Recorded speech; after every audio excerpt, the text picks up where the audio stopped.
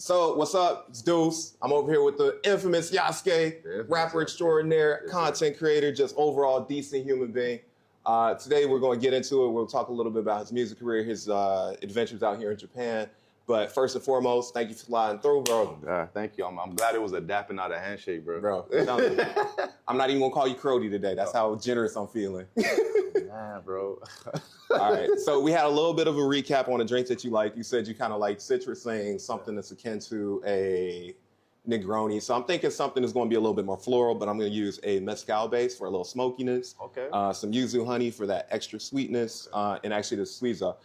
This is a kind of bitter alcohol, so it's going to be akin to a white Negroni, just with a couple different twists here and there yet.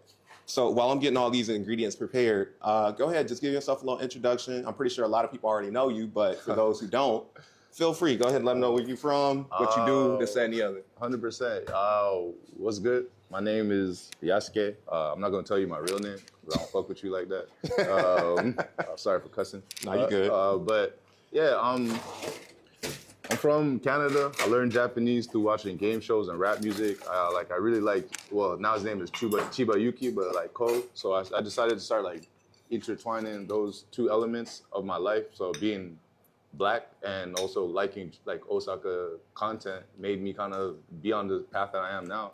I wasn't really intending to become a content creator.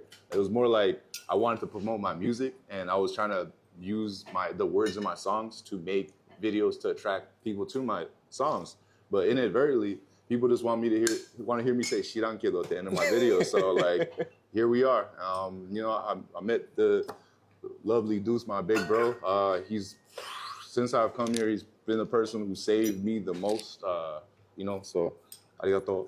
Like, nah, no problem, bro. And yeah, man, I'm just trying to continue to build a legacy. I want Osaka to be known as like a content city as much as like, and New York, Paris, whatever, Tokyo. I want it to be like a place that people look at. Like, I'll teach you a nice, like, kind of Kansai Ben word. Namen na one.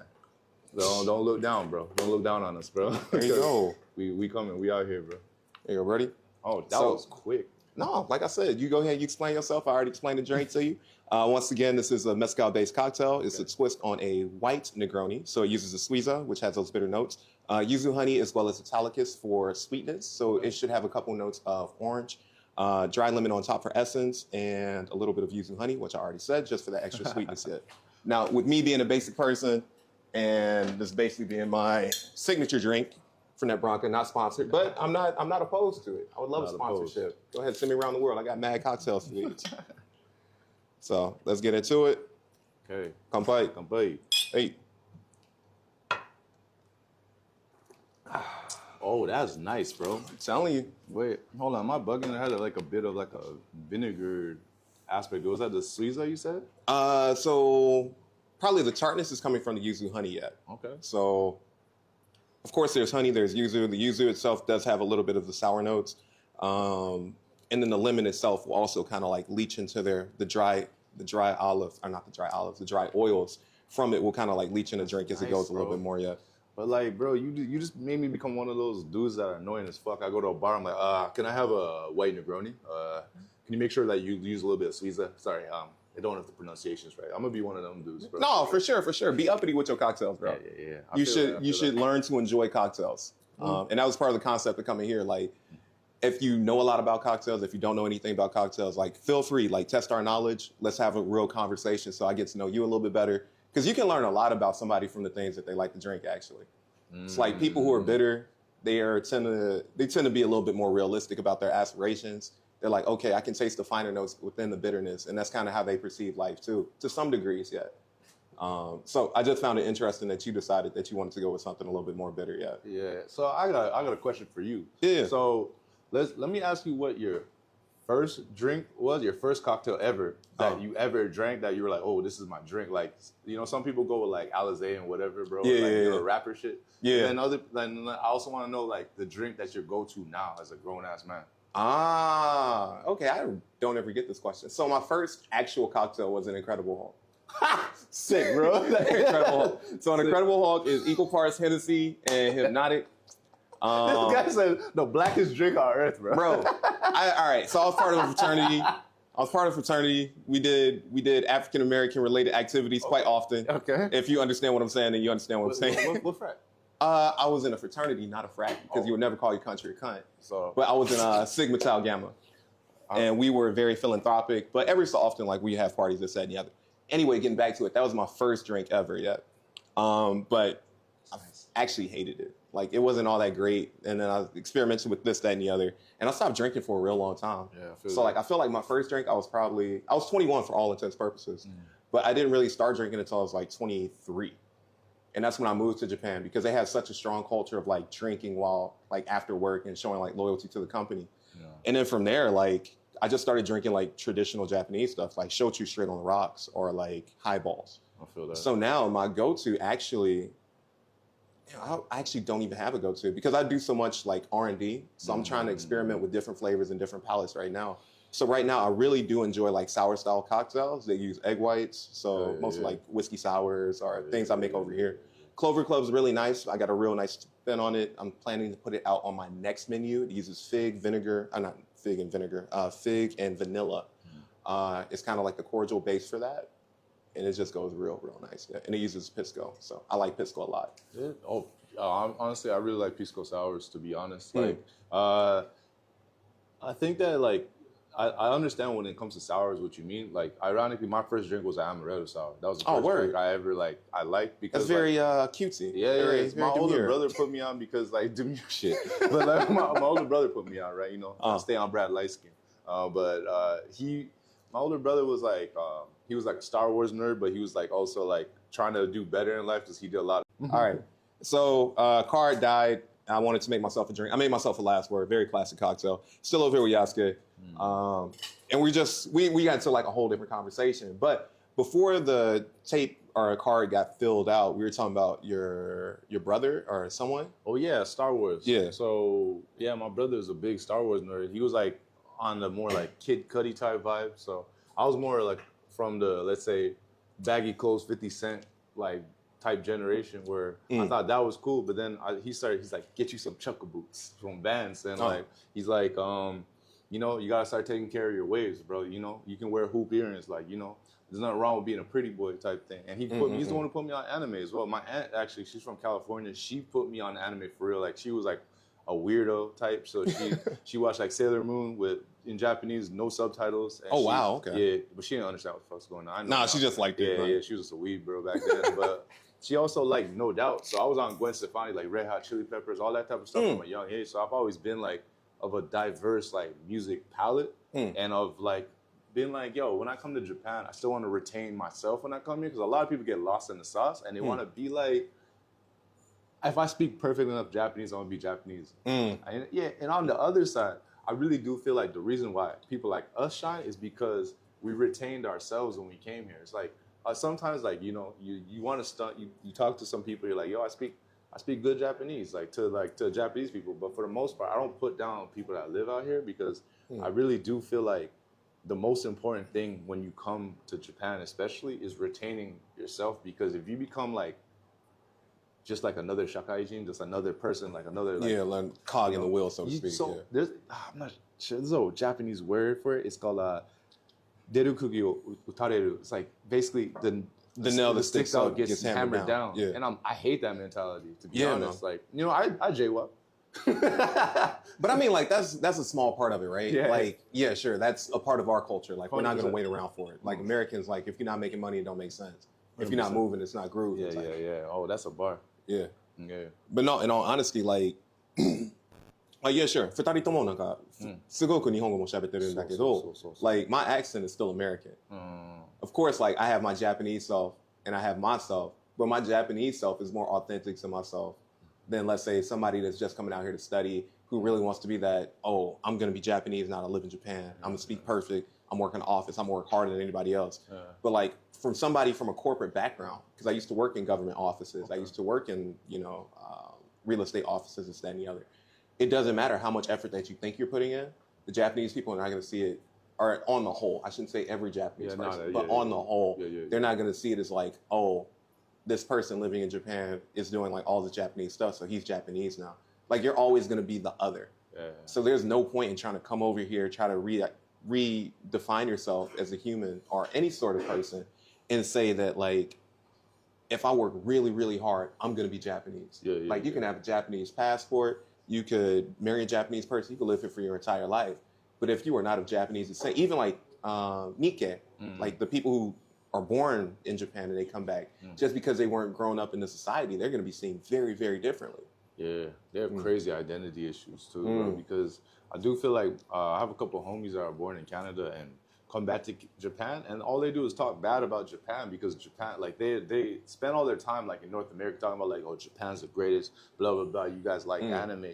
They come back to Japan, they're like, you ain't Japanese, and they're like, yo, fuck Japan. Yeah. And like that's literally how it goes. And like when I came out here like 2020. Homie introduced me to you. Don't even know if you know homeboy. I won't even say his name just in case he gets offended. Okay.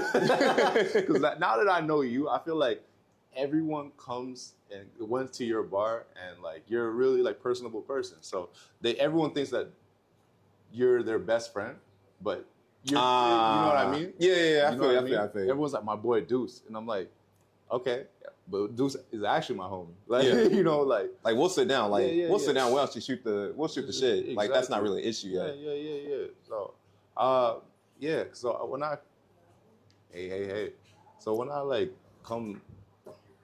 when I came here and I realized that like what made me stick out more was the fact that I was different. I was still wearing like slides and socks, bro. I was still wearing like do-rags in public. Right, still authentic to yourself. I'm not trying to be. Some people actually on the flip side try to be a different version of themselves to the other like stereotypical degree. So I see I see some dudes act tougher when they come to Japan than they were back home. Tougher, you know? And it's easy to be tough if nobody else is going to raise a finger towards you, right? Like so I do like one thing I could say about Japanese society that I really like though is just like they give you an opportunity to be yourself because everyone exists within a niche and like within that niche you can like be a super super crazy otaku and no one's gonna bat an eye at it. Like it might be weird if you go too crazy like with it and start doing like tokusatsu and stuff. Like obviously like no, don't be a weirdo, but like for the most part people buy figurines for like $1,000. People like, you know, some people play basketball and they know every single stat line about basketball ever. And that's what and they're just really into it. Yeah, and I like that about Japan and living here. And people like my mom and like my family's always like, yo, be careful, yo. You know how they treat us out there. I'm like, nah, you can't really spend no time over here. You don't know. Nah. People tend to mind their own business. Like they're not going to get involved with anything that you have going on unless like you willingly invite them. In which case it's still like pulling teeth.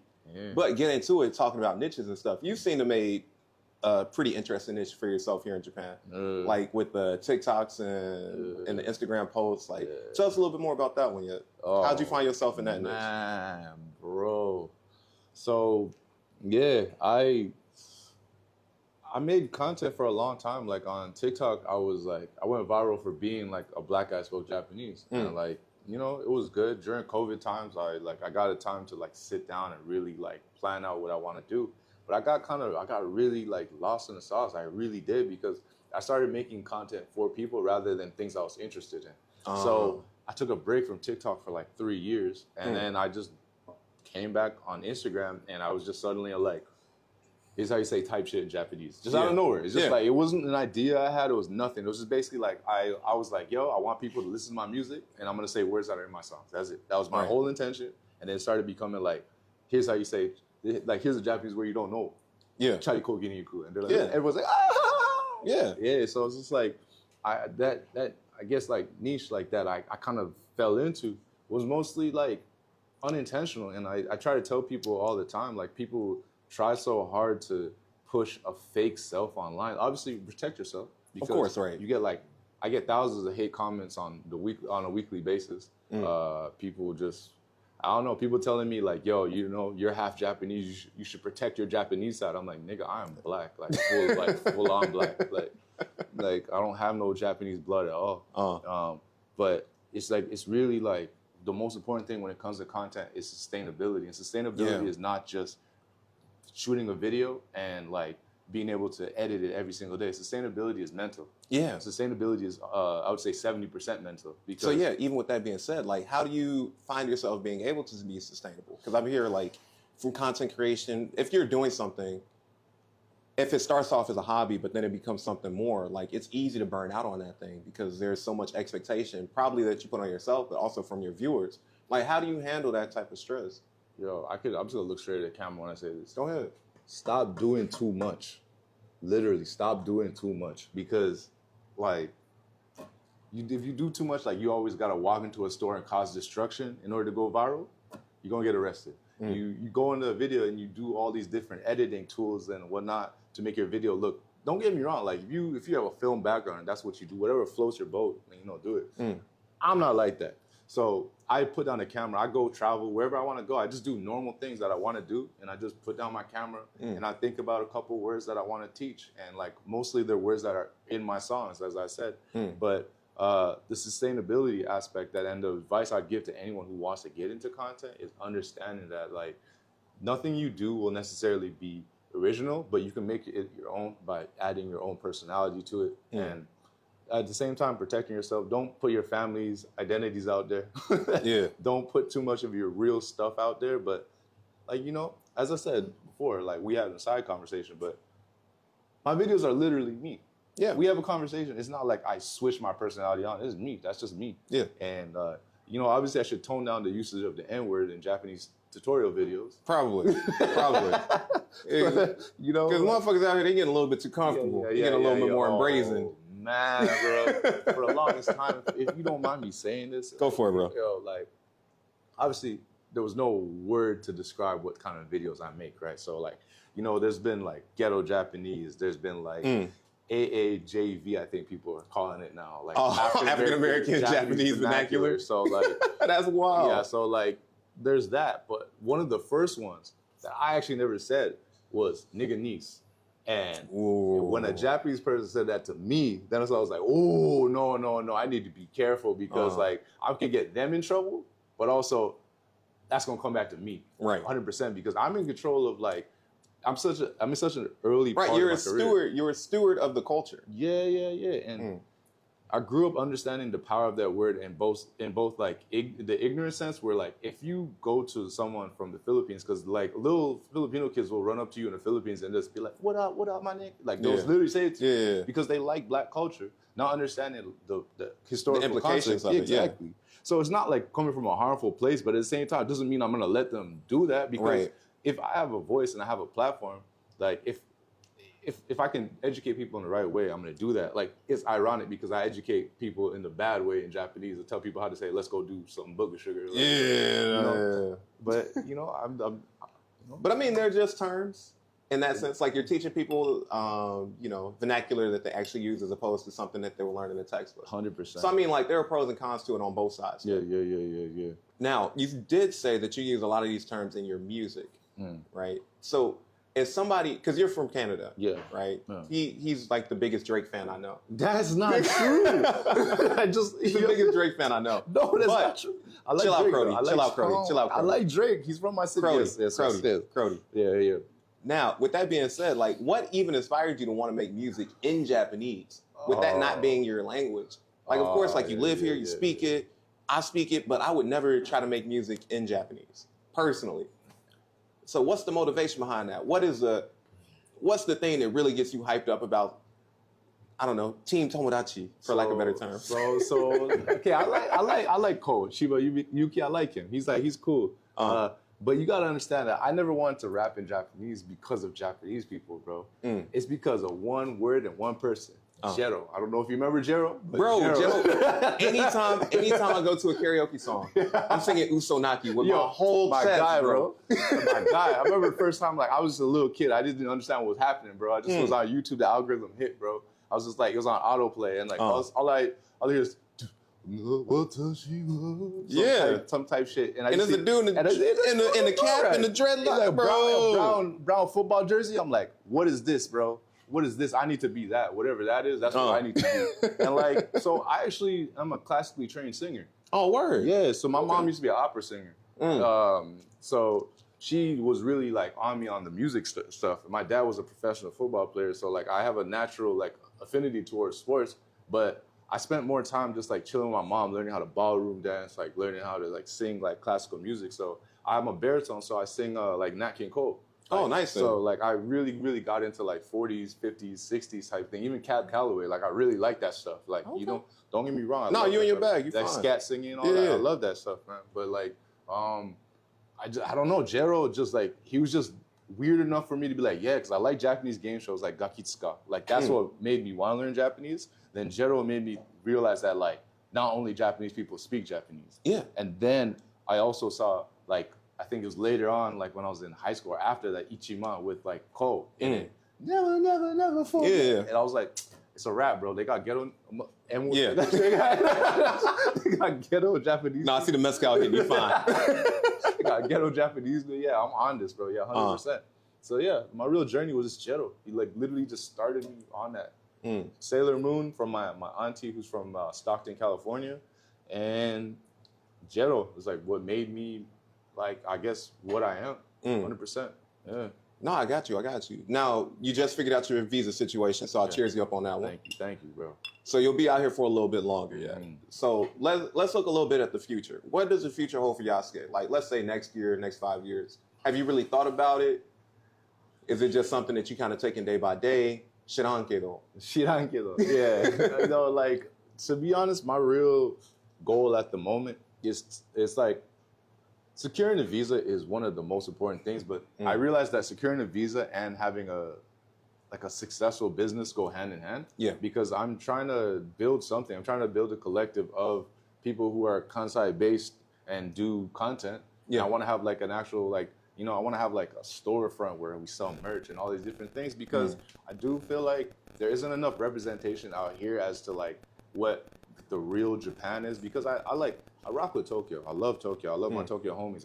You're a better man than me. I don't play with Tokyo. That's a story for next time. Yeah. Like I don't want to live there. Like I personally, but I like Osaka because Kyoto's right there, Kobe's right there. It's a good merchant. It was a merchant city, so that's why it's so like good. But Osaka has like a deep Japanese culture, which is like it's not easily replicated anywhere else. Yeah, people are real out here. Like the Japanese people are real out here. The foreigners you meet are real out here. 99%. There's some people I don't rock with. No, tell me about it. Yeah, I can count on this hand. Yeah, how many people I really don't rock with. But yeah, exactly. On the whole, you do find that people out here are a lot kinder, a lot more chill, a little bit more cooperative. Yeah, as opposed to Tokyo. 100%. I gotta tell the story about how I met Deuce. So my homie that I don't think I'm gonna name because he don't remember him 100% because he's not his real homie. Sorry.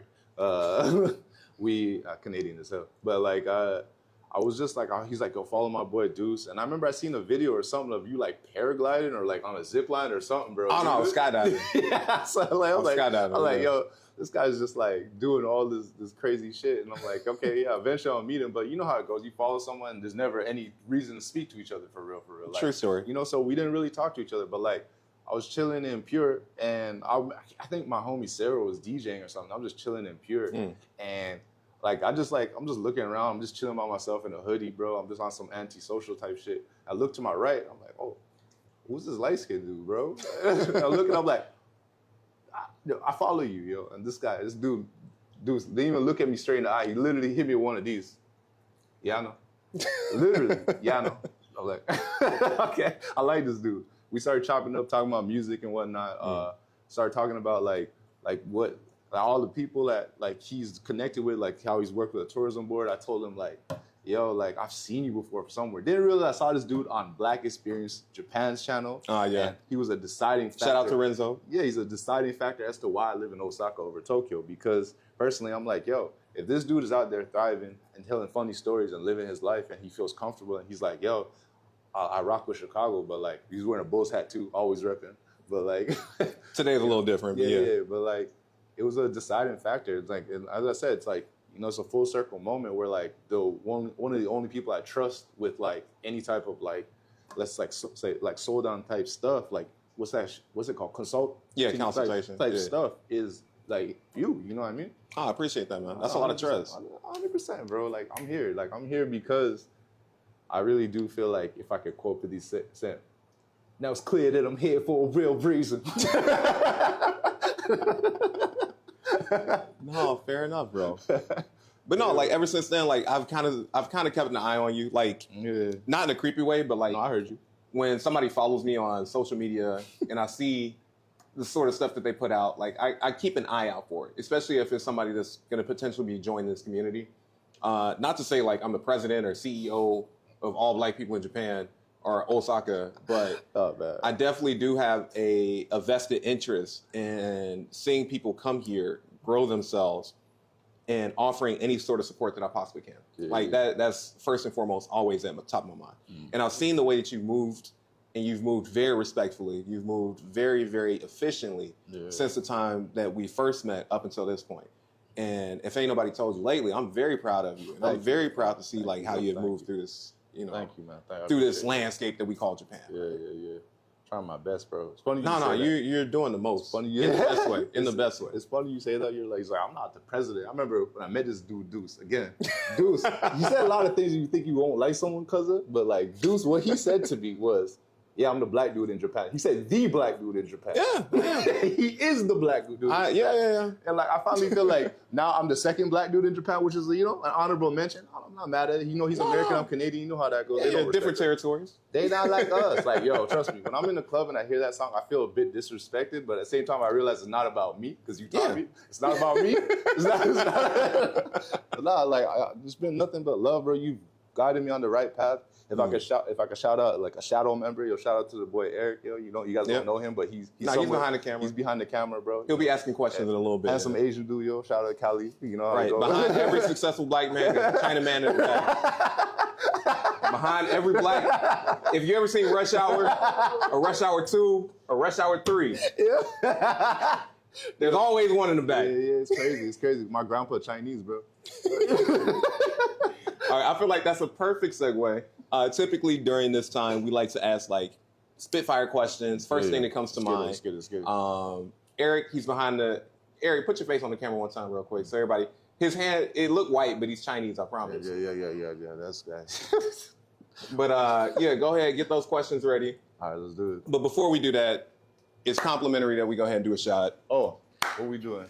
So this is not a sponsored thing, but this is Koval. Okay. This is a small batch gin from Chicago. It has cranberry flavors. It's only like 30% alcohol. Very light, very nice, very demure, as it's very popular right now. I'll look back on this video 10 years from now and be like, why the fuck did I say that? You good, bro. Is it pot distilled? Or is it like pot distilled, I think it's called? You know what? I don't know. It comes in a bottle when it gets here. Cheers, bro. Smooth. Ooh, I don't even like gin. That's nice. I'm not even just saying that. No, for real. Koval, also, if you would like to give us a sponsorship. Not mad at it. All I'm going to say is right now is the right time to get with this because I'm growing, he's growing. It's time to get in where the money's at. All right, with that being said, Eric, question time. Let's go. First thing that comes to mind, don't think about it too heavy, all right?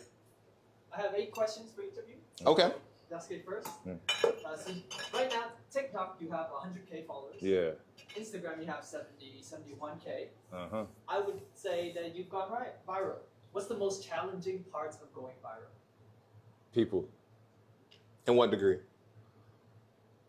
Like the people who watch? Yo, man, people got a lot to say. Like, it takes a lot to shoot content and edit content. And like when you're trying to not be negative, the people got a lot to say, is all I can say. People got a lot to say all the time. That's it. I don't know if you want me to elaborate, but people got a lot to say. Heavy as a crown. I got you. Heavy as a crown. You got to put it like, that's such a Deuce way of putting that. Yeah, 100%. Yeah. All right, next up. All right. Funniest or weirdest comment you've gotten on social media? I have hella people like try to like holler at me, but that's not even the funny stuff. I think the funniest thing was some dude was going crazy about like how I said Kansai Ben is Japanese. He was going nuts in my comments, and there was a Japanese person. No, it was a black dude. Okay. Yeah, he was just talking about like that's not, if you're gonna learn Japanese, you got to do this and that. He's one of them. That's crazy. That's his head. That's his head voice for you. Yeah. So I just knew, bro. It's like he has a perm. He has like a perm and like all the time. Oh, he's different. He's one of those. Gotcha. He's one of those. Not like us. Yeah. He's not like us at all, bro. But he was going in my comments, and then there was like a bunch of people defending me, like, he's literally Japanese. How are you gonna tell him to go back to his country? And I'm like, yo, like, to be honest, he has every right. Only to find out this dude is also from Canada. It be your own people, It bro. really, literally be your own people. Like, literally, bro. All right, next up, bro. What's the most surprising thing about being a content creator? Yo, people think I'm important. Oh. Yo, it's crazy. No, that's bro. heavy. That's heavy. You can go ahead and speak on that one a little People bit. think I'm important. Like, I'm talking about, like, people leave life decisions to me. This guy's like, yo, Yasuke, yo, what's up? I'm 17. I got my girl pregnant. Should I marry her? I'm like, nigga, I'm sorry, person, ask your mom. Why are you asking me that? I got that question last week. Someone's like, yo, my son is going through a hard time right now. He's got to go through a life-changing surgery. What should I do? Why are you asking me that? I teach people how to say, let's go do booger sugar in Japanese. Don't ask me. Ask your father. Go ask your blood clot, papa. No, I can somewhat relate to that. Like when the Black Experience Japan video came out, like for maybe like 6 months, like half a year, my numbers went up. Like I never really made content. That's not my thing. People would send me questions like that too. And be like, why? Why you ask? It's because they want to talk to you. Like I get it, but there are better ways. Just send a hey. Like we can start the conversation from there. But I will digress. Next question. It's crazy, bro. Out of all of your Japanese phrase content you publish, which phrase is your favorite? Shirankedo. Shirankedo. Shirankedo. Like, That's a good one. It's good because no liability. Exactly, bro. You get it. No liability. You can say whatever you want to, and at the end you say Shirankedo. Exactly. It's like, but I don't know. Hands up. Yeah, like you're 100%. done. Because like it's just, hey man, or some shit, I don't know. Like I say that in English. So like saying it in Japanese is impactful because like I say it's like a kuchiguse, like it's just like a pet phrase, but like Yeah. I literally say it on a daily basis because I know 100%. Like someone would be like, "Yo, what's your favorite spot in like in Osaka to like eat kushikatsu?" I'm like, "Oh, yo, this spot, blah blah blah, like it's fire over Shirankedo." And then instantly, if they don't like it, they don't like it. If they do, they're like, "Yo, you said it wasn't fire." I'm like, I didn't say that. I said I don't know. I don't know. It's for me. You don't know. But it makes people outside of Kansai very upset. Because they're like, you're not taking no liability. Yo, take some liability. Nah. No, we're black men. We don't do that. Next question. Oh, my Lord. Oh, my Lord. And I'm Jamaican. Next question. If you could collab with any creator or rapper, who would it be? Ooh, that's a good one. Let's see who we can link you up with, bro. Rapper Jin. Jin Dog, 100%. Jin Dog, easy. 100%. Done. Oh, okay. Done. Jin Dog, Done. 100%. Jin. Jin, my guy. I live Bro, here. I know where you live. I know where you live, bro. You're on my Instagram page. I'm holding you on my shoulder, bro. We're making this happen. Otherwise, I'm telling the people about that one thing that you don't want me to tell people about. Yo, man, like to be honest, it's because like he reps the city. I actually like his music. I don't like a lot of Japanese rappers' music, but he's good, man. I like his stuff. Like another one would be Chiba Yuki, but like Yeah, Chiba Yuki. Number one is Jin. Jin? 100%. His name's Jake. Jake? Jake? And Don't make me tell these people, bro. And for content creators, RDCworld. RDC. Oh, actually man. though. Yeah, Actually I though. love those dudes, man. Like Have they even been to Japan before? I don't think so, but I would love to be their chaperone, bro. Because Bro, like, actually though. yeah, because like to me, they've done a good job of blending black culture and anime culture. Because like my sister just shows me hella LeBron memes. She's like, yo, these guys are so funny. I'm like, oh, these are anime guys. She's like, no way. And she's like, oh, you mean that hentai stuff you like? I'm like, no, it's not hentai. All right, hold on. I'm gonna make Eric's job really hard. All right, so we're gonna start a GoFundMe. It's gonna be right here on my hand. Eric's he's gonna like, pop. We're gonna start a GoFundMe for RDCworld, Yes. and we're gonna see if we can get at least Mark out here. Yeah, Mark. At least Mark, bro. Yeah, Mark, bro. I'm gonna introduce you to Jake. Cause I don't know if you know Keats, bro. Like, 'cause he's a rapper. He's a black dude who raps. He does like a lot of anime stuff. He's actually homies with them, and they do like all this stuff together. And I'm like, yo, I want to be in that community, like Caleb, Long Beach Griffey. Like to me, those are like my people. You know what I mean? And I just took it we took it one step further when we came out here. But if I could show them like a good time in Japan, Actually, though, yeah, I feel like that'd be a good link up. yeah, Mark, come out here, bro. I'll prove to you. なんか、大阪聞いてください。待ってるんだ。待ってるよ。待ってるなよ。 All right, pause. Eric here. Before we go ahead and do the GoFundMe, we wanted to make sure it's okay with RDCworld first. We haven't received a response to our email yet, but we couldn't wait to release this episode anymore. So, in the comments, messages, emails, whatever, please help us get this message to RDCworld. Thank you. Next one. Alright, let's talk about your music. Who or what is your biggest inspiration? Andre 3000. Ooh, solid choice. Andre 3000. Solid choice. He was like, when I first moved to Canada, he was like the first, like I remember the whole setting, bro. So I walked into my auntie's crib, like the one from California. She lived in like this not so good neighborhood where I'm from. And I just remember walking up the stairs, like it was like an apartment had like rugs, like carpet and stuff. So it was hot as hell. AC wasn't really blasted because they're broke. No offense, auntie. But like, go into her room and like all I hear, like, well, I'm going upstairs, all I hear is ghetto superstar. And I'm like, yo, this is fire. I see And the Maya. falsetto? I see Maya. Absolutely amazing young woman. But I saw her on BET, bro. I go turn right. I look, my aunt has the Windows 98 screensaver. It's just Looney Tunes. Yeah. The maze is just Looney Tunes. And I'm like, yo, Canada's nice. But after that, I think I heard like So Fresh, So Clean by Andre, or sorry, Outkast. No disrespect to Big Boy, no disrespect. But like, I just saw like Andre, and I'm like, this guy, every time I saw him, he was doing something different. He was just being himself. Like this dude walking around Japan playing the flute, bro. And no one like bats an eye at that. But I'm not gonna listen to a flute album. I love you, Andre, but I'm not gonna listen to a flute album. It's actually kind of fire. I can't do it. It's actually kind of fire. I can't do it, bro. Like turn it on a Sunday, clean your house, you change your life. I'll be able to try. Next question. I'm gonna try. All right, do you have more questions for him then? 2 more. Okay. What's your favorite single you released so far? Ooh. Ever. Bolt only because That video's fire. That video's fire. Thank you, bro. That video's fire. Thank you, bro. Thank you.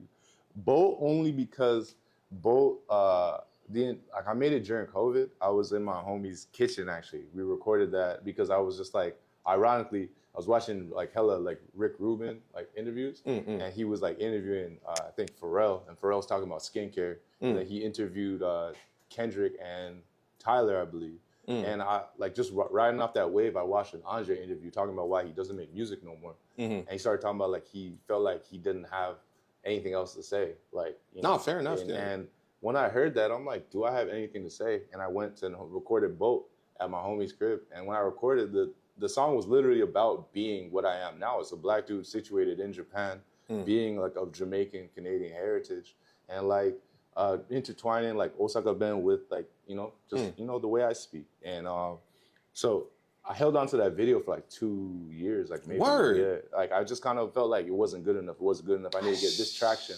And when I get this, if I get 10,000 followers, I'm gonna put out the Bolt video. Boom, 70,000. All right, let's put it out. And that's really it. Bolt is the beginning of my story in Japan, and I'm really happy to say that. Like, Bolt inspired me, like, cause the song is about Usain Bolt. Like, he's a Jamaican dude, and yeah, like that's really it. Like, Bolt's pose literally means to the world. So that's why, like, I really do feel like Bolt is the one that's impacted me the most in my entire life. Nah, bro. I will say that is probably one of the dopest visual videos I've seen Thank you, man. in a very long time. Thank you. And it's independently produced. Like nobody else is back there. The other guy that you have on the song, Malcolm. Yeah. Is he Japanese at all? He's half. Okay. He's half Japanese. He's from Yokohama.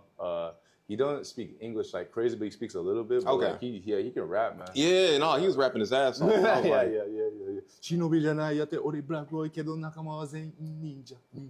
and I was just like, wait a Yeah. minute, he different. All right, Yeah. next question. This is the last question. You also answered like half the last question. Where can people listen to both? In the link below. In the link below. In the link below. There you go. Thanks, Eric. The love below. Oh, hell no. There you go. But In the link below. The link below. All streaming services, the link below. YouTube, Bolt, Yasuke. Yep. Lightning bolt. Lightning. Yo, someone told me recently, though, I don't say hit me on my cellular phone. I say hit me on my cellular phone. And I'm like, yo, so that's why I What think the saran wrap? Yep. Hit me on my cellular phone. I don't even like, yeah. So, thanks for having me on the podcast. Hold on. There's still a little bit more yet. I apologize. I'm Canadian. That's what we do. No, you're good. Yeah. It was a Koval. Not a sponsor, by the way, but we would love to have them as a sponsor. Mark. All right, let's go. Let's make it So, quick. Deuce's questions. Let's What's your go. favorite song to play in the bar? My favorite song to play in the bar. Ooh. I don't have a favorite song. I have a favorite playlist. It's Soulection 626. It's just fire. It's good vibes all day. Look them up. It's worth it. Next question. Favorite music genre to listen to while bartending? Favorite genre to listen to? House, hip hop, just anything that's chill, anything that's vibey. What's the most unexpected way music influences your bartending? It doesn't necessarily influence my bartending per se, but it definitely influences the atmosphere that we have. If you have chill music, then people tend to be chill. If you have music that has people hyped up, ready to go, then those vibrations, like, I don't want to sound like a Valley Crystal girl, but vibrations really do matter. If you could serve a drink to any rapper or music artist, who would it be and what drink? Besides Yasuke? Yeah. Any rapper. Any rapper. I don't want to get canceled. Let me chill. Let me think. Who could you possibly see that could get you canceled, No bro? Diddy. Definitely no Diddy. The diddler, bro. No diddler. In all honesty, if I could have one rapper come in here and I serve him a drink, it'd probably be A$AP Rocky. Yo! I would have A$AP Rocky, and I would just serve him a French 75 because I feel like he would really vibe with that drink. Champagne or like sparkling wine and shit. Yeah. He's just like one of them, like. Yeah, he's classy. Yeah. And he might bring Rihanna. Yeah, so yeah. that's the hype part. Bro, you didn't have to say that, man. No, it's okay. I wanted to stand on stage and say, oh, nah. Is that, bro, that'd make my life. Bayesian baddie, bro. Next question. If you could bartend at a concert for any artist, who would it be? First and foremost, you would never bartend at a concert unless it's like the VIP stage. In which case, actually, I would love to bartend for Jay-Z.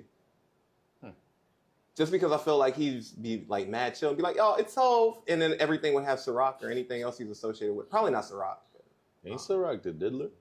Oh no. Next question. Alright, so you actually have an album called Ruminations. I do, yeah. I used to make music a long time ago. What's your inspiration for it, and where can people listen to it? My inspiration was from when my father got very ill. We don't necessarily have the best relationship in life, but I wanted him to feel all of my expression and all of my feelings, specifically Trees and Heartbeat. Those are the two tracks that I made specifically to speak to him. If you want to listen to it, it's on all streaming platforms, and it's also in the link below. The link below. Yeah, the link Last below. question. Yes, sir. Do you have plans to make more music? Do I have plans to make more music? Kind of going back to what Yasuke said earlier, like, I feel like I don't really have anything to talk about as far as music goes. I'm really focused on this space, but if the opportunity does present itself, or if I do feel somewhat creatively inclined, I would not be opposed to making new music. Cool. Are those all of our questions? Yes. All right, first and foremost, man, I got to thank you again. Yes, Thanks for sliding through. It was a little bit later than we expected, but I'm glad that we were able to sit down, have the time, and even like our off-camera conversation. Y'all can join the Patreon to get that. We don't have a Patreon. But if you would like to see like more in-depth conversations like this, yes, sure. Make sure you like, follow, subscribe, all those things. Press the notification bell. I feel like that's the thing that people say these days. Yes, sir. Yeah, that's all on YouTube.